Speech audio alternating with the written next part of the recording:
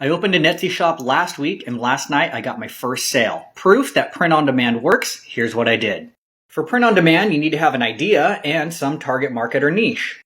So I decided to use Bearded Dragon number 1 and Bearded Dragon number 2. Dress them up in a bunch of costumes. Use a camera to start taking some pictures, but a phone will do. And then start creating items you think people are going to buy. Those are just a couple sample products that I think people are going to buy. However, here's what I sold first. Out of hundreds of pictures that I took of my bearded dragons, I noticed that what was missing from the market was a bearded dragon calendar with high resolution photos and cute stuff. I created a calendar with a print-on-demand supplier, added that to my Etsy shop, and sure enough, bang, I got an order. Although calendars are seasonal and this is just a drop in the bucket, what's the real takeaway here?